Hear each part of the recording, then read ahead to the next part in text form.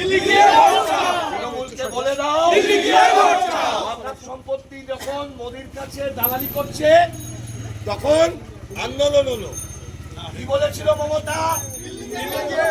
দিল্লি গিয়ে আন্দোলন করো। তাহলে এবার তৃণমূল ভোট চাইতে কি বলতে হবে?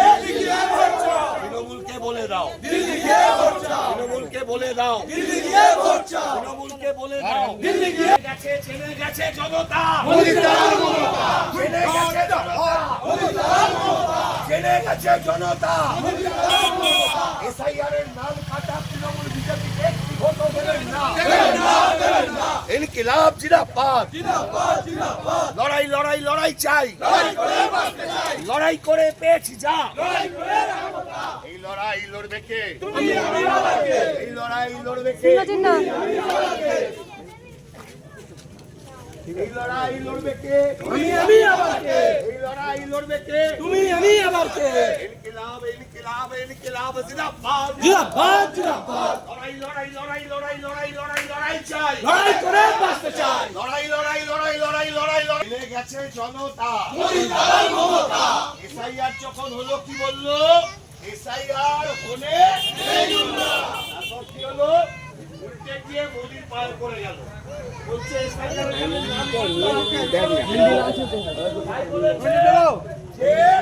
তৃণমূলকে বলে দাও, তৃণমূলকে বলে দাও দিল্লি গিয়ে ভোট চাও।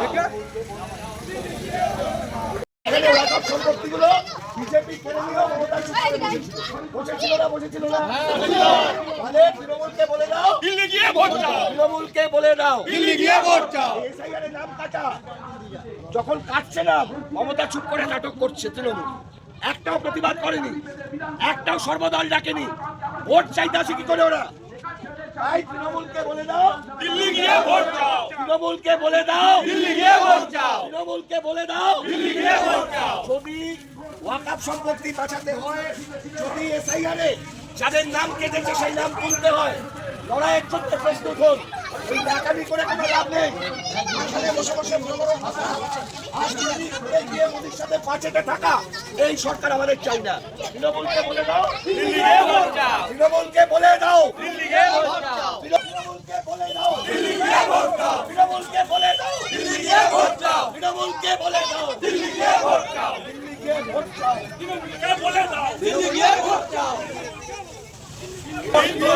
বামপন্থার পুনর্জাগরণের জন্য সিংহ চিহ্নে ভোট দিন, ভোট দিন, ভোট দিন। ইনকিলাব জিন্দাবাদ, জিন্দাবাদ জিন্দাবাদ। ফরিদ মোল্লাকে সিংহ চিহ্নে ভোট দিন, ভোট দিন, ভোট দিন।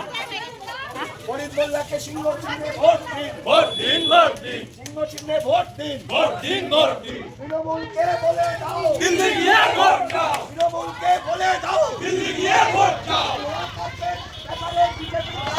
তৃণমূলকে একটি ভোটও দেবেন না, দেবেন না, দেবেন না। এসআইআর এর নাম কাটা তৃণমূল বিজেপিকে একটি ভোটও দেবেন না, দেবেন না, দেবেন না। ইনকিলাব জিন্দাবাদ, জিন্দাবাদ জিন্দাবাদ। তৃণমূলকে বলে দাও দিল্লি গিয়ে ভোট চাও, তৃণমূলকে বলে দাও দিল্লি গিয়ে ভোট চাও, তৃণমূলকে বলে দাও দিল্লি গিয়ে ভোট চাও, তৃণমূলকে বলে দাও দিল্লি গিয়ে ভোট চাও। ওয়াকফ অ্যামেন্ডমেন্ট বিলের সময় চুপ করে থাকা তৃণমূলের জনপ্রতিনিধিদের বলে দাও দিল্লি গিয়ে ভোট চাও। ওয়াকফ বিলের সময় চুপ করে বসে থাকা 5 লাখ বিধায়ককে বলে দাও দিল্লি গিয়ে ভোট চাও। ইনকিলাব জিন্দাবাদ।